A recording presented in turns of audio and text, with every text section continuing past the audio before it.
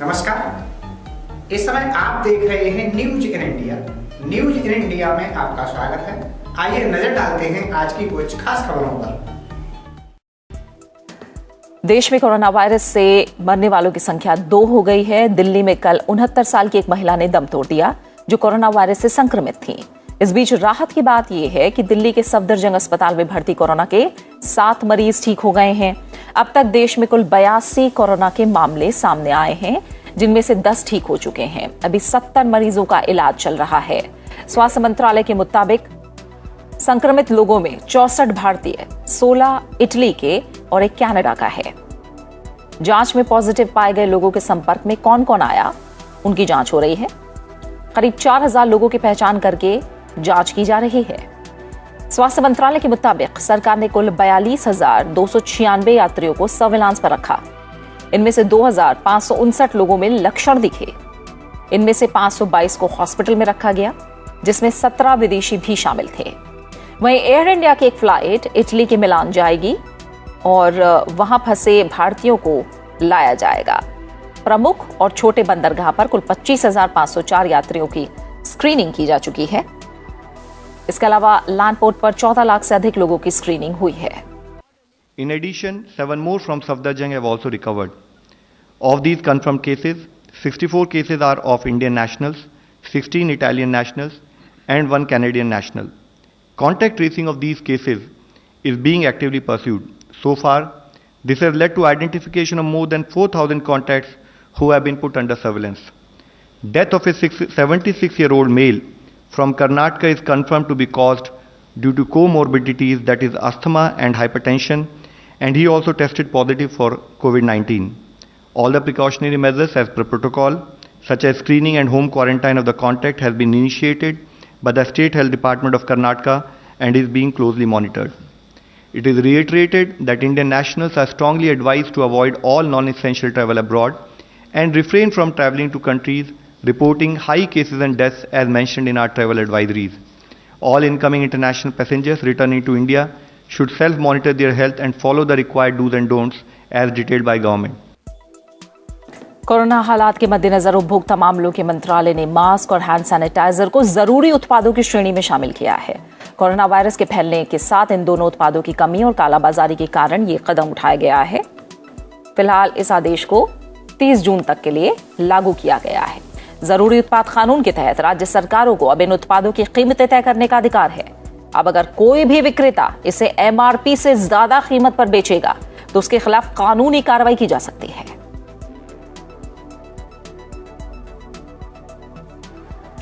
ITBP के Chhawla camp में corona virus जांच में वुहान, चीन से पहुंचे 112 लोगों को छुट्टी दे दी गई है।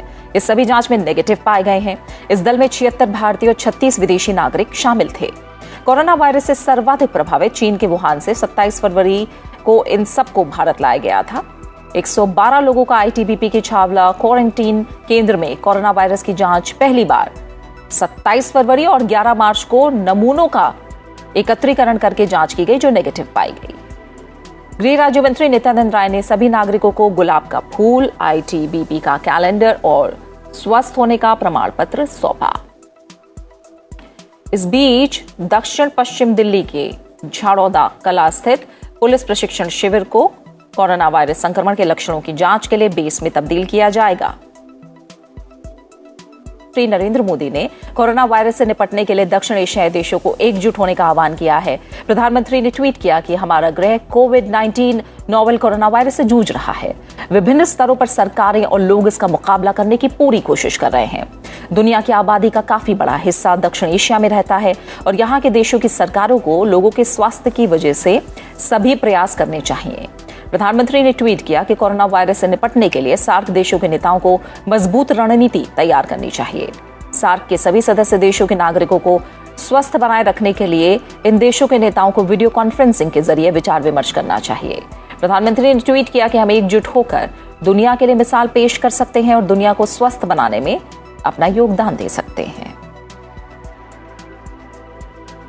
प्रधानमंत्री नरेंद्र मोदी की अपील के बाद श्रीलंका, नेपाल, भूटान, मालदीव के अलावा बांग्लादेश और अफगानिस्तान के राष्ट्र प्रमुखों ने इस पहल का स्वागत किया है। श्रीलंका के राष्ट्रपति गोटाबाया राजपक्षे ने इस पहल के लिए प्रधानमंत्री नरेंद्र मोदी को धन्यवाद दिया है। उन्होंने ट्वीट किया कि श्रीलंका चर्चा में शामिल होने और सार्क के अन्य सदस्यों से सीखने के लिए तैयार है। आइए इस कठिन परिस्थिति में हम एकजुट हों और अपने नागरिकों को सुरक्षित रखें। नेपाल के प्रधानमंत्री केपी शर्मा ओली ने भी प्रधानमंत्री नरेंद्र मोदी की पहल का स्वागत किया है। उन्होंने ट्वीट किया कि कोरोना वायरस से लड़ने के लिए और हमारे नागरिकों को इस घातक बीमारी से बचाने के लिए सार्क देशों के नेतृत्व में मजबूत रणनीति तैयार करने के लिए नेपाल सरकार मिलकर काम करने के लिए तैयार है। भूटान के प्रधानमंत्री लोते शेरिंग ने भी प्रधानमंत्री नरेंद्र मोदी की मुहिम का समर्थन किया है। उन्होंने अपने ट्विटर अकाउंट पर लिखा कि इसे ही नेतृत्व कहते हैं। क्षेत्र के सदस्य के तौर पर हमें साथ आना चाहिए। इससे छोटी अर्थव्यवस्थाओं पर जोर पड़ता है, इसलिए हमें समन्वय के साथ काम करना चाहिए। उन्होंने लिखा कि इसमें कोई संदेश नहीं कि हम इसके तत्काल और प्रभावशाली परिणाम देखेंगे, इसमें कोई संदेह नहीं है। साथ ही मालदीव के राष्ट्रपति इब्राहिम सोली ने भी प्रधानमंत्री नरेंद्र मोदी का शुक्रिया अदा किया। उन्होंने ट्वीट करके लिखा कि कोरोना वायरस को हराने के लिए सभी को एक साथ आने की जरूरत है। हम क्षेत्रीय एकता दिखाने की मुहिम का समर्थन करते हैं। पाकिस्तान ने भी कहा है कि वो सार्क देशों की वीडियो कॉन्फ्रेंस वाली बैठक में शामिल होगा। पाकिस्तानी विदेश मंत्रालय की प्रवक्ता आयशा फारूकी ने ट्वीट करके कहा कि वैश्विक और क्षेत्रीय स्तर पर कोरोना वायरस से लड़ने के लिए जो भी जरूरत होगी पाकिस्तान मिलकर करेगा। फारूकी ने कहा कि हमने अपने स्वास्थ्य मंत्री से बात की है, वो इस वीडियो कॉन्फ्रेंस में शामिल होंगे और कोरोना से निपटने के उपायों पर चर्चा करेंगे। और इस बीच विदेश मंत्रालय ने 130 से अधिक देशों के राजदूतों और अंतर्राष्ट्रीय संगठनों के प्रमुखों के साथ बैठक करके कोरोना वायरस के खिलाफ लड़ाई में भारत के प्रयासों से अवगत कराया। इसमें विदेश मंत्रालय के अलावा स्वास्थ्य मंत्रालय, गृह मंत्रालय के अधिकारी भी मौजूद थे। विदेश मंत्रालय ने इस बात को भी स्पष्ट किया कि जो ट्रैवल एडवाइजरी जारी की गई है वो बाहर से भारत में आने वाले संक्रमण को रोकने और भारतीय लोगों को नए संक्रमण से बचाने के लिहाज से जरूरी था। इस क्रम में भारत ने शुक्रवार से बांग्लादेश में जाने वाले बस और रेल सेवाओं को भी फिलहाल रोक दिया है। मध्य यात्री से लोगों को 37 में से 19 जमीनी आवर्जन जांच चौकियों से गुजरने की इजाजत होगी और भारत बांग्लादेश आने जाने वाली ट्रेनें और बसें 15 अप्रैल तक बंद रहेंगी। बाद में विदेश, गृह, स्वास्थ्य और नागरिक उड्डयन मंत्रालय ने एक संयुक्त संवाददाता सम्मेलन में बताया कि तेहरान से भारतीय लोगों को लेकर महान एयरलाइंस का एक विमान आज दिल्ली आएगा। एक अतिरिक्त विमान भी तेहरान भेजा जा सकता है। तेहरान से कल 44 यात्रियों को मुंबई लाया गया है।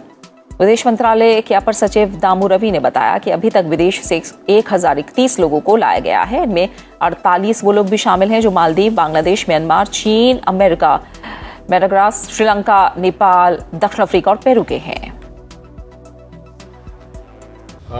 See, these students are quite dispersed. They're around many places in Italy, but I think priority is right now Milan, where our students are stranded in and around Milan. So the number that we are getting in consultation with our ambassador and the consul general in Milan is about 220 or so. So that's our priority to bring them. But subsequently, I'm sure, and we will look around if there are any other students who are left behind, and they will be advised to contact our missions, and we will aggregate that number and see what next we can do about that. Corona virus के चलते अमेरिकी राष्ट्रपति Donald Trump ने बड़ा फैसला लिया है। उन्होंने अमेरिका में राष्ट्रीय आपात की घोषणा कर दी है। राष्ट्रपति ट्रंप ने कोरोना वायरस की स्थिति को लेकर अपने संबोधन में कहा कि राज्यों को इस महामारी से निपटने के लिए $50 अरब दिए जाएंगे। राष्ट्रपति ट्रंप ने कहा कि आने वाले दिनों में हमें कुछ बलिदान करना होगा, लेकिन कुछ समय का ये त्याग बाद में फायदेमंद साबित होगा। उन्होंने कहा कि अगले 8 सप्ताह कठिन हैं। अमेरिका में अब तक 1100 यानी 1100 से ज्यादा लोग इस वायरस की चपेट में आ चुके हैं और 40 लोगों की मौत हो चुकी है। इससे पहले स्पेन ने भी देश में आपातकाल घोषित कर दिया है। Also announcing the following emergency executive actions today. To help our students and their families, I've waived interest on all student loans held by federal government agencies, and that will be until further notice. इस बीच Brazil के राष्ट्रपति Jair Bolsonaro ने शुक्रवार को कहा कि corona virus संक्रमण की उनकी जांच रिपोर्ट नेगेटिव आई है। बोल्सोनारो के संचार प्रमुख फैबियो वाशगॉटन पिछले हफ्ते अमेरिका की यात्रा के बाद कोविड-19 से संक्रमित पाए गए थे, जिसके बाद बोल्सोनारो की भी जांच की गई। अमेरिका की यात्रा के दौरान दोनों ने राष्ट्रपति डोनाल्ड ट्रंप से मुलाकात की थी। जर्मनी की सरकार ने दूसरे विश्व युद्ध के बाद शुक्रवार को सबसे बड़े आर्थिक पैकेज की घोषणा करते हुए कंपनियों को असीमित ऋण देने की पेशकश की है, ताकि वो कोरोना वायरस के चलते पैदा हुए संकट के दौरान भी काम करती रहें। चांसलर एंजेला मर्केल ने कहा है कि जर्मन सरकार के इतिहास में ये कदम अभूतपूर्व है और कहा कि इस महामारी से निपटने के लिए जो भी आवश्यक होगा बर्लिन वो करेगा। कोरोना वायरस की वजह से दुनिया भर में अब तक हुई मौत का आंकड़ा 5,000 के पार पहुंच चुका है। चीन में कोरोना वायरस से अब तक कुल 3,176 लोगों की मौत हो चुकी है। वहीं ईरान में पिछले 24 घंटों में 85 और लोगों की मौत के बाद कुल 514 लोग कोरोना वायरस की वजह से अपनी जान गंवा चुके हैं। कोरोना वायरस महामारी से जूझ रहे इटली में इस वायरस के संक्रमण से शुक्रवार को 250 लोगों की मौत हो गई, जिससे मृतकों की कुल संख्या 1,266 हो गई है। साथ ही देश में कोरोना वायरस संक्रमण के कुल मामलों की संख्या 17,660 हो गई है। उधर फ्रांस में पिछले 24 घंटों में कोरोना वायरस के संक्रमण के कारण 18 लोगों की मौत होने से मृतकों की कुल संख्या 79 पहुंच गई है। कोरोना वायरस महामारी के चलते ब्रिटेन में मई में होने वाले स्थानीय चुनाव के 1 वर्ष देरी से कराने का शुक्रवार को ऐलान कर दिया गया। इसके तहत लंदन के मेयर का भी निर्वाचन होना है। इस बीच विश्व स्वास्थ्य संगठन ने कहा है कि यूरोप अब कोरोना वायरस महामारी का केंद्र बन गया है और चीन में इसके संक्रमण के चरम पर रहने के दिनों की तुलना में कहीं अधिक मामले दर्ज किए जा रहे हैं।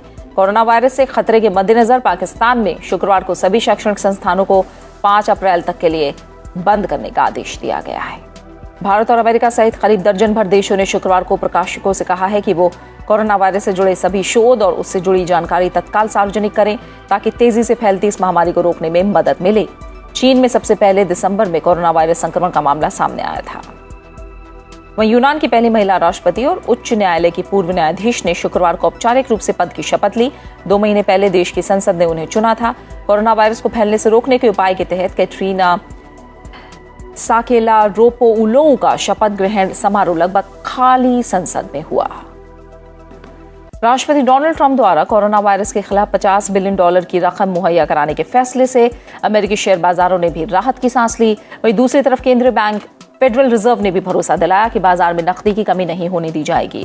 दोनों खबरों का असर ये हुआ कि टेक्नोलॉजी कंपनियों का इंडेक्स नैस्डैक कंपोजिट करीब 9.5% की बढ़त के साथ 7,875 पर बंद हुआ। दूसरी तरफ न्यूयॉर्क स्टॉक एक्सचेंज का कंपोजिट इंडेक्स करीब 8% की बढ़त के साथ बंद हुआ। तरक्की कभी ये नहीं पूछती कि आप कहां से आ रहे हो, बस ये पूछती है कि आप कहां जाना चाहते हो। तरक्की कभी ये नहीं पूछती कि आप कौन हो, बस ये पूछती है कि आप क्या बनना चाहते हो। तरक्की आपको कभी नए रास्ते दिखाएगी तो कभी नए दोस्तों से मिलवाएगी। बस आपको तय करनी है आपके तरक्की की रफ्तार, एक नई सोच और हर रोज कुछ बेहतर करने की प्रेरणा, अपने लिए और अपनों के लिए।